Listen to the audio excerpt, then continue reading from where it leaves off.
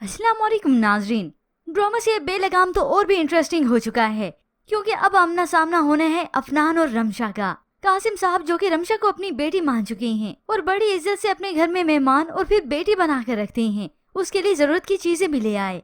रमशा तो कहने लगी आप मेरी वजह से क्यों परेशान हुए हैं, मगर सामने बैठी अलीजा ने जब ये देखा और ये सुना तो उसे तो हसद होने लगा क्योंकि इन दोनों माँ बेटी को यही डर बैठ गया है कि ये ना हो कि ये गैर लड़की हमारी जगह ले ले और हमारी अहमियत कोई ना रहे। वो अपनी वालदा को बात करती है मगर उसकी वालदा तो रोकती हैं कि वो काम से गया है, उसे डिस्टर्ब मत करो। मगर खैर अब अफनान ने घर वापस तो आना था। अब जब घर वापस आया तो उसकी रमशा से मुलाकात नहीं होती, बस इत्तेफाक उसकी पीठ ही देख पाया। ऐसे में उसके दिल को लगा जैसे ये रमशा है, मगर फिर इस ख्याल को झटक देता है आंटी ये लड़की कौन थी, ये अलीज़ा तो नहीं थी। तभी वो बता ही देती है कि ये वही अजाब है जो भाईजान इस घर में लेकर आ गए हैं।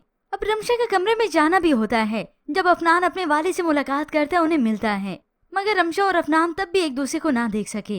मगर जब फिर रात को लाइट चली जाती है और यूपीएस या फिर जनरेटर भी खराब हो जाता है, ऐसे में पूरे घर में अंधेरा होता है। रमशा जाकर कैंडल ढूंढकर उसे जलाती है।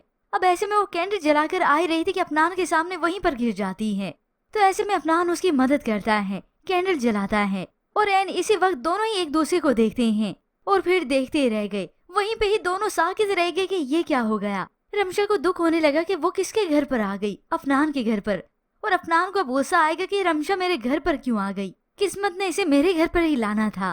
मगर व्यूअर्स यहाँ पर किस्मत को तो कुछ और ही मंजूर है। अभी रमशा और अफनान पे कड़ा वक्त तो आएगा, मगर ऐसे में कासिम साहब है ना सारे मामलात संभालने के लिए।